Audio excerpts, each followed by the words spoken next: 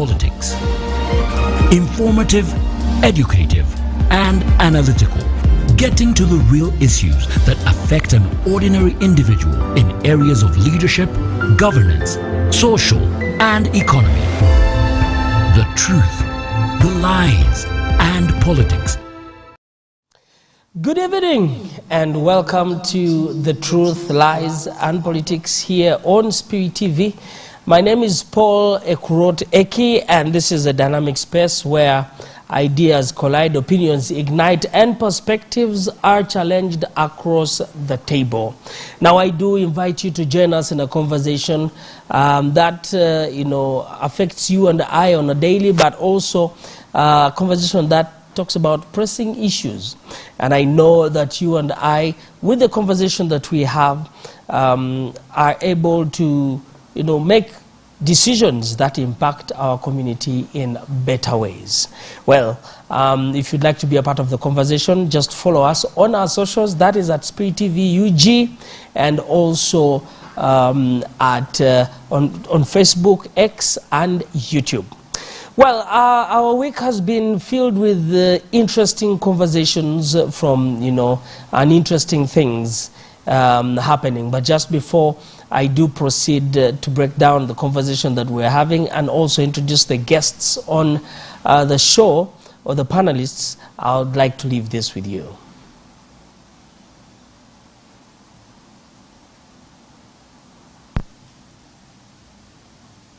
Right, I guess they will fix that and sort it out. But I would like to introduce, first of all, the guests on the show. I have to my immediate left Mr. Joseph Ochieno, who is in the UPC party leadership. I don't know whether he is chest thumping with all that is happening in the party. Good evening, sir, and welcome to the show. Good evening, Paul. Chest thumping?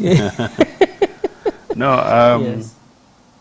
I'm a very sad man that in 2025, months to general elections, we would be officially leaderless as a political party. And that months to the general elections, we would be talking about extraordinary annual general meetings, even if it were legitimate. And yet, for 5 years, there has been none. It's been none, yes. The party constitution was changed in 2008. That changed the mode from annual delegates conference to delegates conferences, because it used to be annual. It actually used to be called ADC. And one of the reasons that was changed in 2008. 2008 Okay. was constitution amended, was a recognition that there may be difficulties in having it annually. So you can have it 5 times if you can have them 4 times, you can have it 3 times, but you must have it twice in every 5 years. 5 years. So meaning G. McKenna, in his illegality, has twice breached the party constitution. And remember, the annual delegates conference is the supreme organ of the party. Peter Walobiri, in his hiding bit, hiding where there's a cave or whatever, has breached the constitution of the party. None of them have held this. But in Jimmy's case, Jimmy took over the leadership by force, in 2015-16, and until 2020, he never held a delegates conference until another one, which was illegitimate but also illegal, in August the 1st of 2020. That delegates conference had been stayed by a Court of Appeal order of Justice Mulai Gonja that it should not proceed on a Wednesday, but he continued with it anyway. But in any case, that was the only delegates conference he was now having ever since he stormed into Uganda House. Wow, that is from 2020 years. Yeah, so it's and then, as I said, after that, he didn't hold any other until now, the extraordinary general meeting that he legally held last Saturday, despite a High Court injunction on the contrary. I'll be getting to that conversation, but thank you for that direction and for opening up our conversation. Allow me to introduce Mr. Charles from Ochieno to the show, who is a political analyst and also a former spy. Good evening, sir, and welcome to the show. The Almighty God of all creation is great and above all exceedingly merciful. Actually, I'm told that what goes ahead of God is mercy. It's not judgment, it's not God's wrath, but it's mercy and grace. And it's by mercy and grace that we are. The message I have for you, when Jesus Christ is born, we see an army, but of angels. Yes. And the army of angels sings. It appeared and sang. And the song is, glory to God in the highest, and peace on earth with those with whom God is pleased. So those two elements, peace and then glory to God in the highest. The second thing which we see, other than the angels, the army of the angels, there is a difference between the angels and an army of angels. It was not fighting, but it sang. The second thing which we see is that sin manifests. And manifests in the ruler of the world, Herod. And it manifests in killing babies. So we've never visualized, even including our religious leaders, be it the Pope, be it bishops, I don't think we've had some deep thought about the parents of those children that Herod slaughtered. When we are reading it, it's like we are reading a story in passing. Yes. Who Jesus Christ, then God took Jesus. It's a story. It's a sweet story to hear because we are focused on the saving of the child Jesus Christ. But we don't look at the damage sin did. The question is that whether the generations then learned from that sin. Whether they took note of the sin. So when Jesus Christ says he's coming to fight sin and destroy sin, that is the very sin that manifested on the birth of Jesus Christ. And we are now having it today. You have Netanyahu, protected by USA, the Israeli Defense Forces, sieging a population until babies begin starving to death. And we have no defense. We cannot say that human beings on earth failed to save those babies, that we have no capacity to go and save those babies. If as a collective conscious of the human beings on earth, we cannot plead that we really had no capacity to go and save those babies. Or if we did not move in by military means or any other means, at least congregate in churches and pray and cry to God. You can, really, the Catholic churches, the born agains, I want you to tell me that you've had people fasting for those children, for God's intervention to save a baby, even if it was only one baby, not to die from starvation, die from disease or worse, but to die because you can't get food. And you have a mother looking at the child you love, a baby you love, dying away because of lack of. You yourself, you don't have food, but you have a baby, the baby you love, reach the point of dying. That's painful. So now we're beginning to see signs. An earthquake at 8.8. One of, I think, is the 6th biggest. Yes. 8.8. Japan areas and how. Yes. Telling me whether their technology can stop those waves. No. The only thing Trump could do was to tweet, "Banange, you run to the higher grounds." even where those higher ground, they could erupt in 2 volcanoes. One has already erupted. Yes. So we need to pray hard. Yes. For God to forgive us, but we need to fight sin. Sin is dangerous. It destroyed Sodom and Gomorrah. You need 1 or 2 righteous people to plead for God to save us because of the righteous in us. But it's very dangerous to have sin amidst us. Wow. Wow, thank you very much. I hadn't seen it from that perspective of the children. And I'm hoping that wherever you are, and we are praying, I hope that we pray and get the safety of these children. But gentlemen, I'd like for us to dive into our conversation because I know we have Mr. Joseph Ochieno here for a limited time. But Mr. Joseph Ochieno, you are still continuing to talk about what you term or what you look at as the illegality of the presidency of Honorable Jimmy Akena within the UPC party, and you are building that from where we began. The last you talked about was the conference that took place, albeit it was online.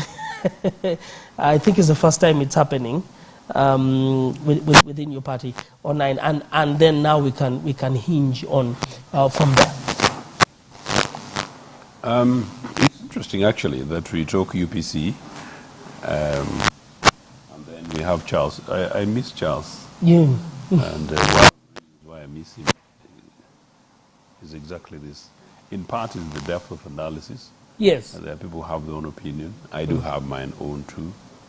And for intellectuals, it's your job to siphon, to pick. Yes. Not to close yourself. Yes. But the amazing bit of it is this spiritual thing, and the spiritual element.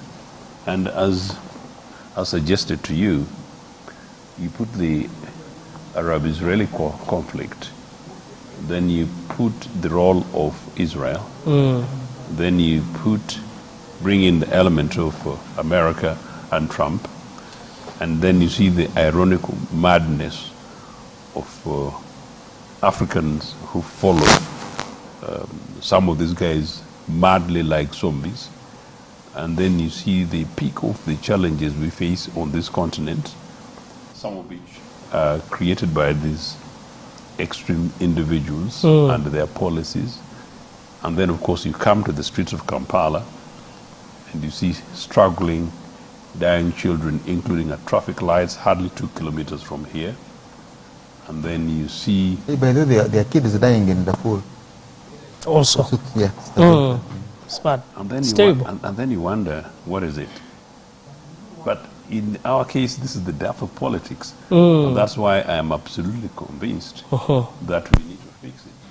But also, from the Uganda People's Congress perspective, the political party about which I'm completely convinced that is the nearest and the best vehicle for the people of this country to address not only social and economic inequalities, but quite clearly one that is able to give direction in terms of depth of values that may and must include a political leadership with a spiritual conscience. So I think Charles is absolutely right.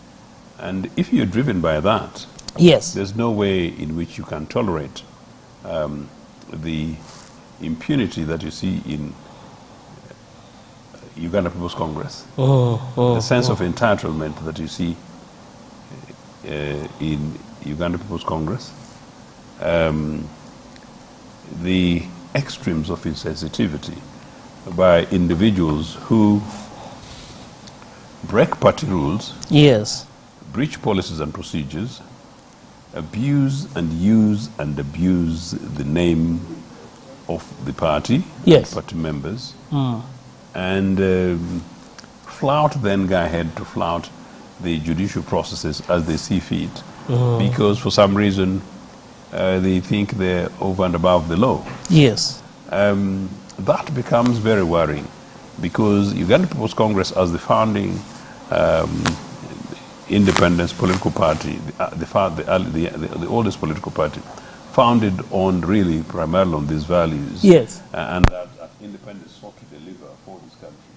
And which same political party did what I hope Charles will continuously give credit to, and that is that we gave the national motto of "For God and My Country."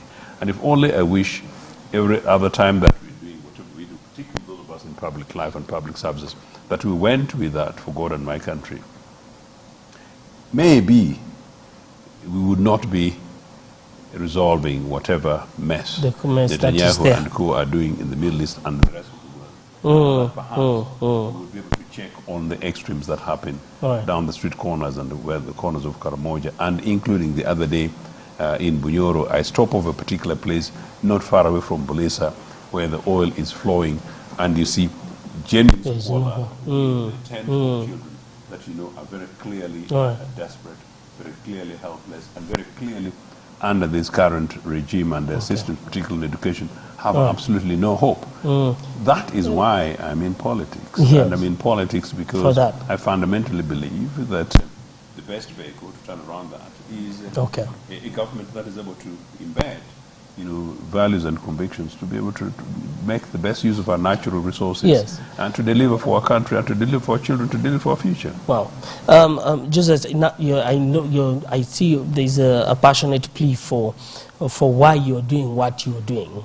And we will get to, you know, what are some of the things that you know, if you're on the ground in UPC and things like that. Already have a question from Ewan Herbert. But I would like to bring in a gentleman, he's online, and Mr. Dennis Adim Enapa. And he is online. Good evening, sir, and welcome to the show. Good evening, and thank you for having me. Yes, it's such a pleasure having you. But the very first question, all right, who do we address you as in this situation? And why? I like how my friend Joseph has had a sarcastic laughter. But to answer your question, I am the party president of the Uganda People's Congress. Having been returned,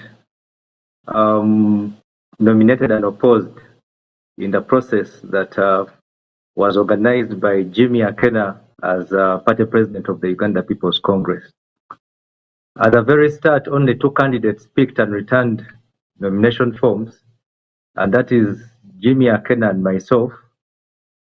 And when I sought the interpretation of our constitution on whether Akena's nomination for a third term was lawful, court confirmed that he had indeed served these 2 terms and was not eligible for a third term. So on that note, Akena was struck off, or he was disqualified as a candidate for the office of the party president. So that one left me unopposed, and then on the 21st of July this year, the Party Electoral Commission, by a majority vote of 3-1, declared me as a president of the Uganda People's Congress, having been nominated and opposed.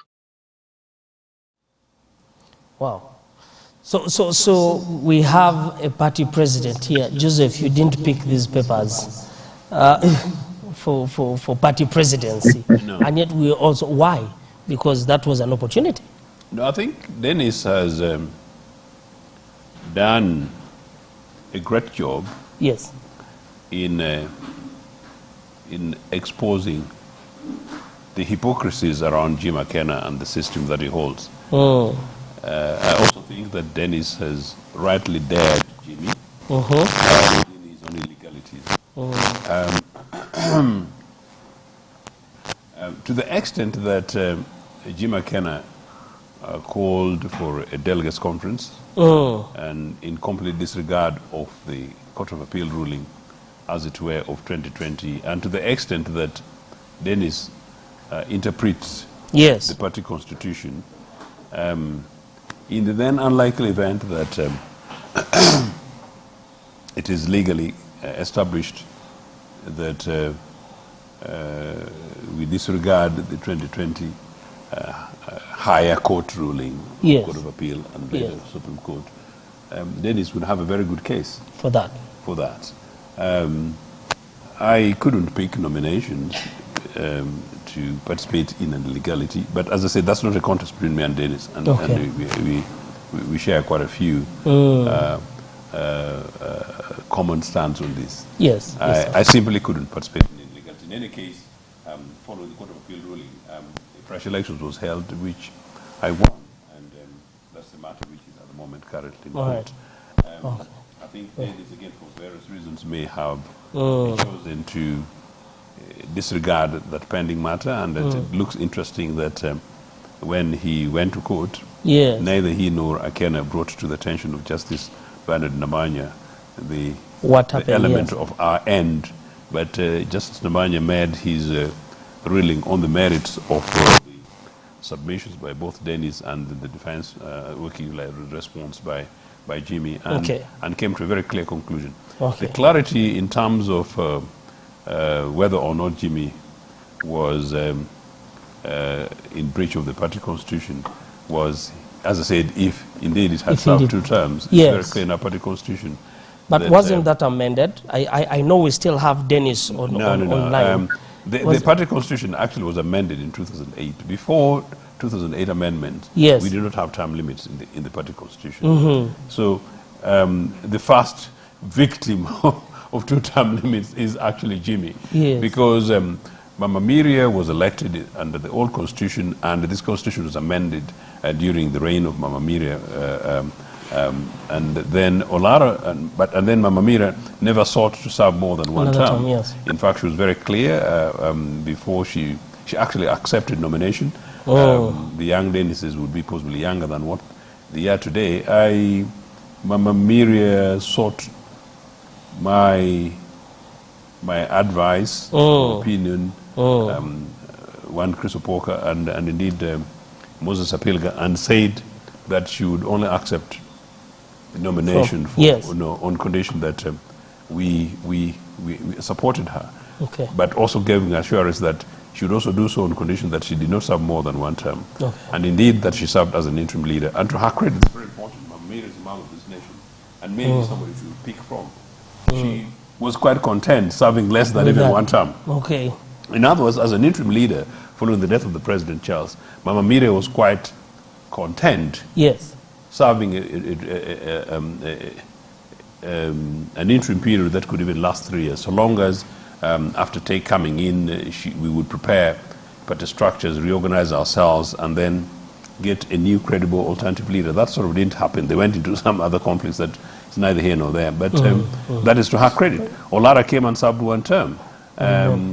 Jimmy came irregularly and has now opted to turn around that. But it's interesting, since you asked that, maybe we'll discuss it with Jimmy, if Dennis will continue beyond my departure, that Jimmy, in contravention of the court ruling, both from Dennis's injunction and my injunction, goes ahead to amend the party constitution on that Saturday illegal meeting of theirs. And the part of the first amendment was to extend his term by 12 months. I never saw this, so you asked me whether or not I'm a happy man. I'm a very sad man. You're a sad man. Very sad I thought you in the recent past. Yes. So the young Mr. Ochieno goes ahead and I don't know. And extends his term. I don't know advice of Jimmy. But anyway, so he goes on to extend his term for 12 months. And I wonder, what is it that Jimmy needs to do over the next 12 months that he was not able to do from 2015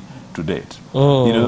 Just like the thing I asked Comrade Museveni, who wants another rap for another 3rd term, he's another 10th term. So what is it that Comrade Museveni wants to do in the next 40 years that he hasn't done in the last 40?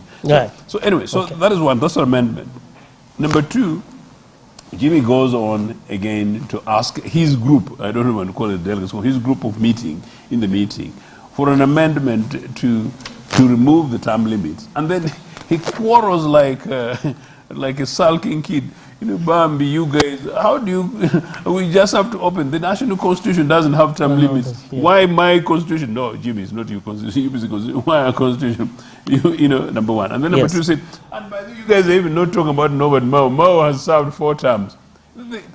So was relating it's extremely laughable, but no, that's what has happened, and it's unfortunate where we are. I hope common sense prevails. I hope somebody advises Jimmy that he's done it a little bit in 10 years, albeit illegally. We can all rally together and as comrades, sort it ourselves and try and rebuild this party for the people of this country. Thank you very much, Joseph, for that. We're going to be hearing from Charles just in a short while. I'd like to hear from Dennis. Isn't there a loophole with what Honorable Jimmy Ochieno, in the meeting that he had in Nalia, the online meeting, isn't there something like a lacuna, that gives him any kind of legitimacy or, for him to have gone ahead to do this? Is there a point, like a loophole he exposed or something? Because then we seem to be having 2 people claiming they are party presidents in one party.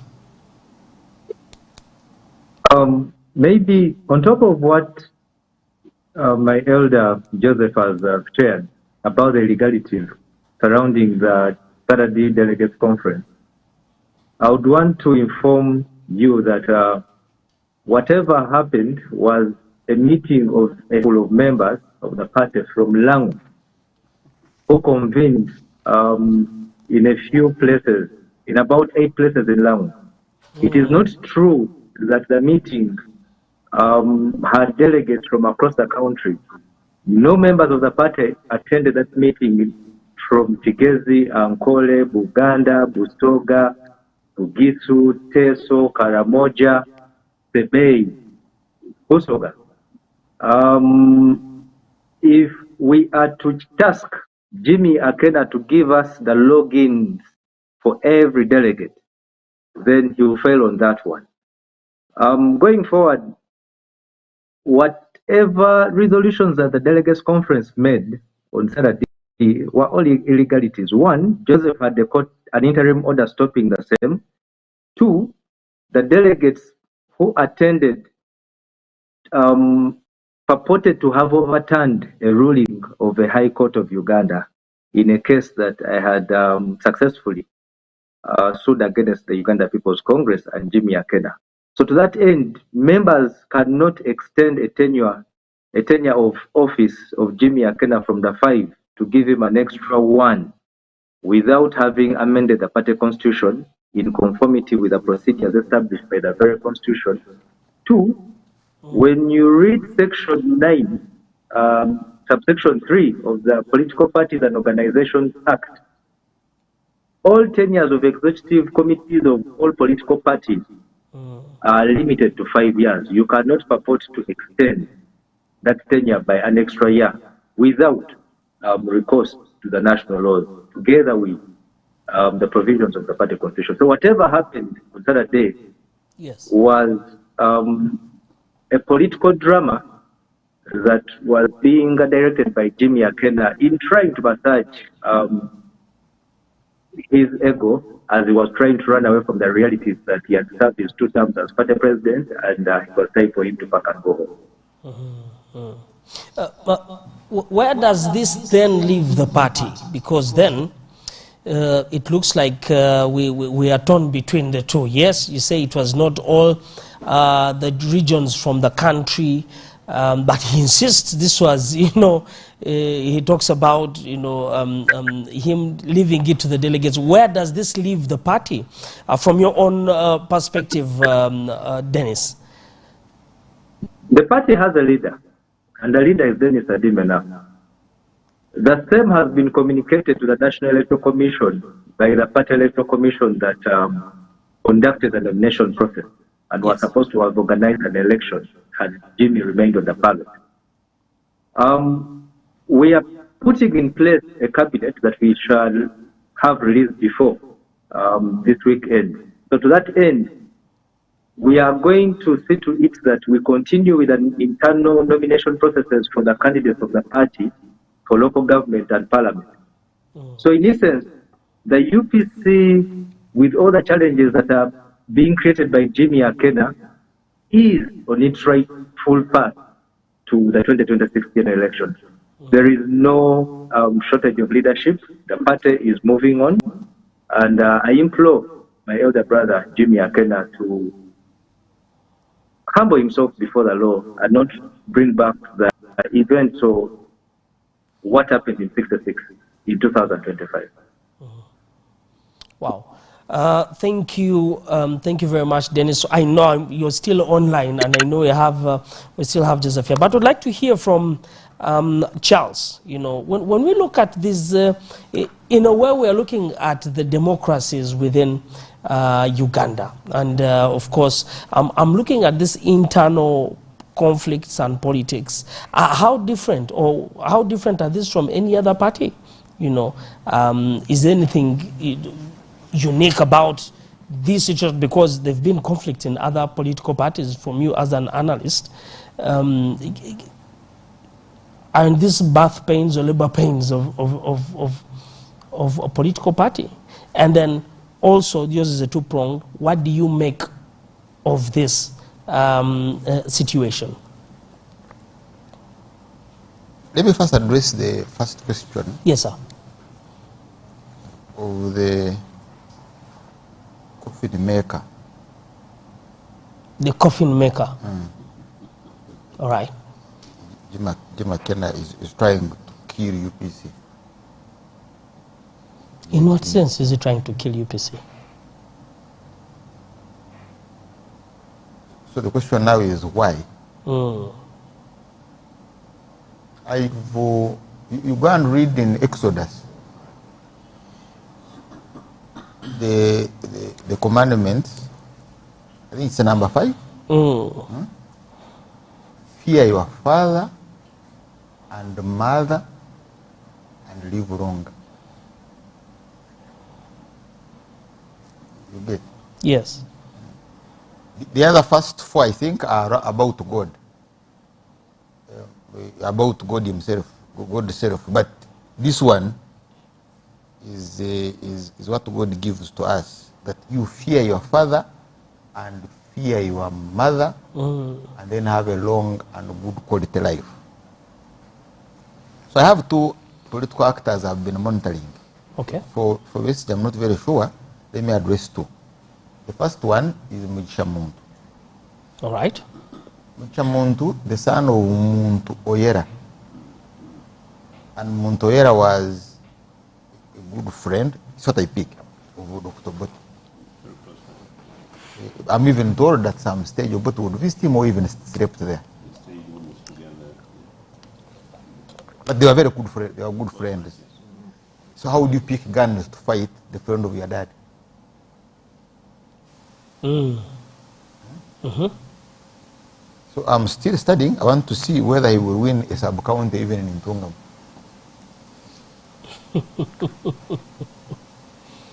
Okay. Yes, I'm a commander, 9 years. People talk about him nicely. But I want you to get me any parish you will lead in Uganda. Hasn't he done that before? Which one? The parish. And there is a parish here and he has won. He's dominating that parish against himself. I want to see it. We can give him years, 50 years, 60 years, 70 years. 50, 60, that is too far. All the resources he needs. You know, say, yes, there was a contestation with anybody, including Mr. Museveni, and he has won this area. I want to see it. These are studies that I track. So it goes now back to the other commandment: fear your father, and mother, and live longer. So if you are my child and I tell you Ochieno is my friend, can you pick a gun and fight Ochieno? Literally, you are fighting your dad. Now the second one is Jimmy Akena. I remember he said he was not going to shave or cut his hair. I think cut his hair. And he gave those conditions. Now, there are the following statements Dr. Apollo Milton Obote made, including live on KFM with Andrew Mwenda. One, that after the death of Opeto, referring to the death of Opeto, because I'm told they killed Obote's father by removing Obote's father's eyes. All of us in Uganda, we are guilty for having not protected Opeto. All right. We are all guilty. It's a sin on us that old man was killed for his role of being a father. Eyes removed. But Dr. Apollo Milton Obote goes further to say he would not greet Mr. Museveni even with his stick. That even he wouldn't even forget about shaking hands, but his stick, he wouldn't greet Museveni with it. With his stick. That's a statement from Dr. Apollo Milton Obote. But he had a wish, and his wish was to die on Ugandan soil. Right? Advanced age, he's sick with kidney problems, and asks Mr. Museveni, I want to come home and die there. And Museveni said, you land on Entebbe, I will shoot you dead. So I think carried by New Vision. And he referred to the hair of Dr. Apollo Milton Obote as a ghost. All right. Now, you can't be a child of such an old man. You were a weave in exile for those very many years in Zambia. The pain inflicted on him in his advanced age. And your wife serves in that cabinet. I don't see how. It's a connection there. I don't see. With those statements, you go ahead and serve the other one in cabinet. I don't see how that would be. I was very close. I was close to Dr. Adoniat Verondwa. I've spent a while because I attended the wedding of his daughter in Nairobi. Mary. Yeah, to Mary. To Mary to Verondwa. And we used to have, when she had an eating joint at public service, I would have there my lunch with Dr. Adoniat Verondwa. So I have quite a bit of history of UPC and what those old men sacrificed. Right. By the way, people like Adoniat Verondwa was Mr. Museveni's teacher. By the time he died, he was not being paid his salary. As a teacher. No, he was a lecturer. By that time, he was now a lecturer in the School of Education. That's when I think he was a associate professor. But for being Mr. Museveni's teacher, he was. I think that was, I don't remember the lower, that I think that was before he became a principal at Teso College, something like that. But he was. But he refused to defect, from UPC. Yes. And died Congress. Even his grave inside is painted Congress. So you have people who stood with Obote and remain with Obote. Who would have benefited. I remember Kanyomo's, when he was proposed to take over UEB, yes, some seven refused it. They died, they remained UPC, they died UPC. This is not, this organization is not a family organization.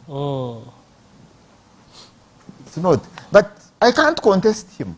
Because if he can go against the word of his dad, more especially in relation to the conversation of the brutal death Of his father. Of his father. You know that he said there are no permanent enemies. Or Have I said he's an enemy? Politics. No, neither permanent friends or enemies in politics. I haven't said yes. that I am declaring Mr. Museveni as the enemy. Yes. I'm only saying that the father, the dad, made statements. So I can tell you, he will never touch anything and succeed. As a result of some of the statements and the things he's doing. Jimaken will never, when that commandment, if you have power, amend it. Honor your you and your Jimaken, if you have power, go and amend that commandment. But as long as that commandment stands, he will never touch anything and it succeeds. Right. Charles, can I just put a pause there because we have less time with the then lastly, so that he hears this. Yes. The UPCs from Ankole rejected Mr. Museveni. Why? They had their local politics. Okay. The local politics, I think it was a Mwiru, Protestant, Catholic. So you see, they were Wabita, Karashani, Emmanuel Kafunza. The way the three would go, because that was the politics then of a Muhima, a Mwiru, Protestant, and Catholic. So then you would have one Protestant, one Catholic, and quite some, and then there would be a Veiru, one Mwiru, one Muhima, and then you have a Protestant. All the other way around. I need to go and refresh my memory on how that formula was. But anyway, when Museveni was dismissed by Mr. Benaisa, he sought to reverse that decision by mobilizing the members from Ankole in UNRF, and they refused it. They rejected him. They refused to back him. And they organized and received Dr. Milton Obote in Ochieno. That's how powerful it was. Yes. Yes. Even when he stood there, still Obote beat him hands down in Western Uganda and mainly in Ankole. It remained the best area. And when he came back, you saw what happened. So they were destroyed militarily. So that support is no longer there for UPC. Yes, and all as that a party today. You see, party is corrupt. They may, because there is Kanu is not. Or is it Kanu what? This one of Kenya. That's a different matter. Okay. But me, I'm telling you about how people who stood with Obote from Western Uganda. So there is nothing that would stop the daughter of Adonia Teveronwa standing with Jimakena. You get, there is nothing, because they have a bond, they have a historical bond. And but even in terms of ideology, I'm very good friends with Engineer Darlington Sakwa. Yes. Right? So if Sakwa, Darlington Sakwa is a very good friend of Jack Saviti. That's I know for a fact. So if Sakwa sold me an idea, I don't see why I can't buy it. I can host Ochieno in Rukunjiri, I can host him in my village. We can move around together and we interact. That was the objective of those political parties, to have both vertical and horizontal linkages then. So if you went and told the people in Rukunjiri that in Ugangali, that Ugangali Senior Secondary School was as a result of the Obote policy of a sub-county of secondary school in the sub-county, and they appreciated it, you will have one or two people vote him. Yes. It's all about choice. Okay. But you don't get an organization that people sacrificed for, the way people like Smith Opono-Chak executed even after acquittal. You get, and you destroy it. I mean, you shield yourself with Museveni to destroy it with uttermost arrogance. Even where court orders, Really, you begin operating now on what is it called? Interesting. Internet. Yes. UPC holding a delegates conference on the internet. You see, you don't let. Why do you have to make to become a laughing stock people like this man over where, Naduli, who had to cross a road that mock operation, to cross a road that the body, the remains of your dad shouldn't pass anywhere. Why do you want to give them opportunity to laugh? Right. That's why you see, I wouldn't even want to go into issues of legalities or what. If it's the, well, I've told you, I wouldn't have gone to school. If it I'm just mobilizing 4 million shillings for a girl to join Chambogo University. 4 million. But that kid was given to that lady, some old lady, when the kid was 1 day old. And the old lady hands over the kid to me. I've been struggling with that kid for fees for that kid. The kid now passes, goes to Chambogo University, and they are saying 4 million Uganda shillings. I'm just mobilizing. We found an infrastructure where we came to university. You are given a room, you are given a mattress, you are given, I think you only come with bed sheets. There is food. Then you go to, there is even stationery. You go. And then Uganda by then was not as the GDP in terms of, it was not as what it is today. But that was the infrastructure of UPC. Therefore, I'm a product of UPC. You don't kill that institution. Because what does he want? Uganda House? I've even seen letters, documents where head teachers were contributing money to build Uganda House. I've seen them with my naked eyes, no glasses. So he wants a building, what does he want? All right, we'll get to more of that conversation. Mr. Joseph Ochieno, Herbert here is asking, okay, the two questions. What are you willing to do for UPC? And then he's also asking, are you on ground when it comes to the support within the party? Because he says you have been pushing for this party leadership for quite a long time now. If you have the opportunity, okay, what are you going to do for UPC? And are you on ground, other people behind you, in terms of support? Herbert, that's a fair enough question, but some of the nuances around Herbert's question have come around quite commonly, and sometimes people around Jimmy heckle along some of those lines. I mean, as Charles says, I have been an official of Uganda People's Congress, official, since 1991, 35 years. Talk about sacrifices, I don't know to personalize it. So I've done full-time work as an official of Uganda People's Congress for 35 years, up and including times when people didn't want to be associated with the UPC. So I've done that at home and I've done that abroad. So I don't know what on the ground and doing things for UPC is. Number two, there is a nonsensical push by a certain category. That being on the ground and being in UPC means having an elective position. I was first elected in 1991 as an official of Uganda People's Congress. And in 1995, I became head of the External Bureau. As a massive election, that position has never been removed. You're still in that position? Yes, except the External Bureau. And nobody has replaced me since somebody asked me to come home, and I came home with Jimmy. Meaning, therefore, that my colleagues elsewhere have not been able to reorganize. So Jimmy was with you and Dr. Milton Obote in Zambia? Yes. And number two, people need to know that for most of my time in exile, I was much more in touch with what was happening up to in Buruchoro and Atiak than people in Kampala. And that's official.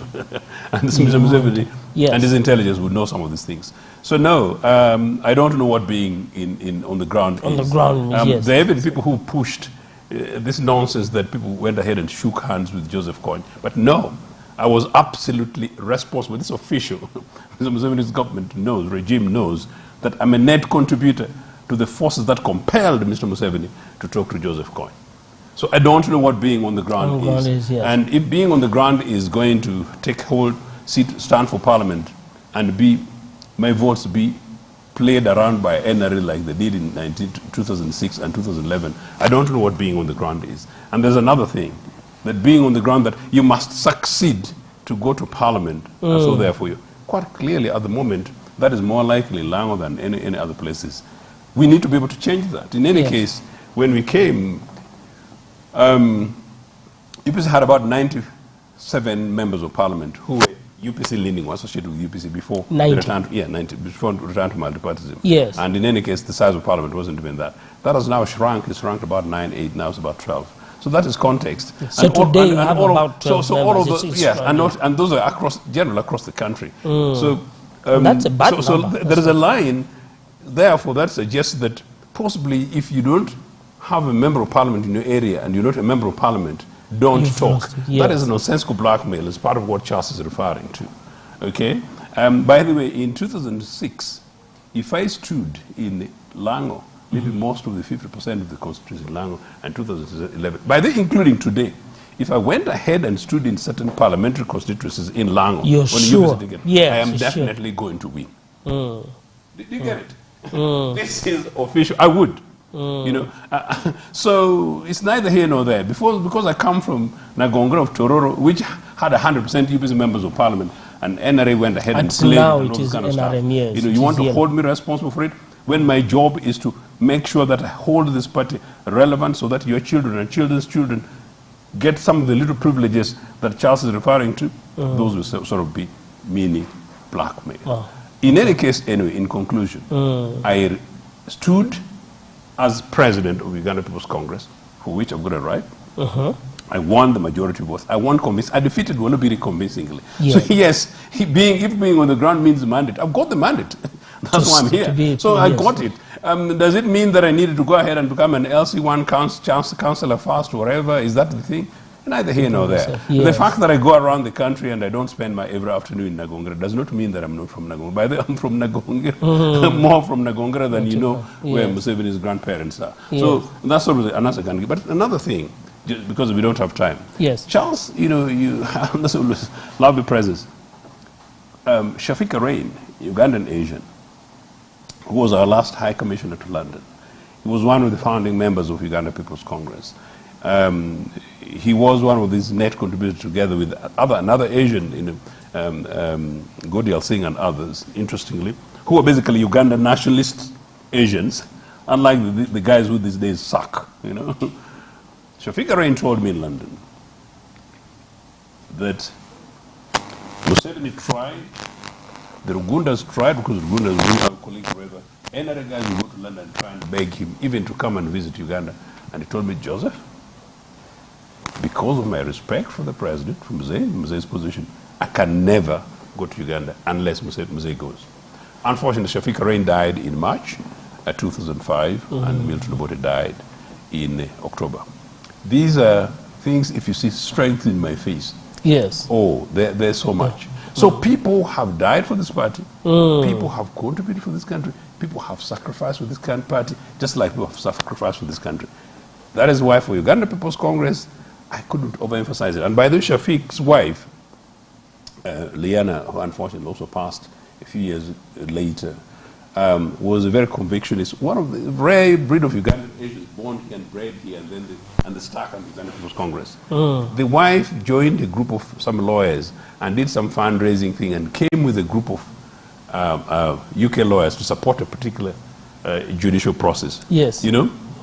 She told me of a meal over their place in Mabalash in London. Said, Joseph, you know, Shafik did not talk to me for 2 days when I insisted on going to Uganda. That is how strongly some of these people are. Said, Joseph, and I don't want to say some of the things that he said on there. He used the B word for some of his fellow Asians. Who, you know, these people, they want to be money, whatever kind of stuff. You know. You get a chance? That is what he's talking about. Those are the realities we are talking about this country. This country is more than what you see. You guys, whatever happens, we need to remobilize, reorganize. The most powerful vehicle for this country, political vehicle for this country, is Uganda People's Congress. And it's a nationalist political party. It's a political party that even embraces Asians. It cannot be a political party for the corners of a particular corner of Nagongira, nor is it a national party for Mini Bachwezi or a part of the Ochieno Koikongara. No, don't get blackmailed. Okay. And I would like to thank you, Joseph. We know you're taking your leave. But we are still with Dennis Enap, and we shall continue our conversation together with Charles here. We'll take just a short break and we will be back. This is The Truth, Lies and Politics on Speed TV. The truth, the lies, and politics. Informative, educative, and analytical. Getting to the real issues that affect an ordinary individual in areas of leadership, governance, social, and economy. The truth, the lies, and politics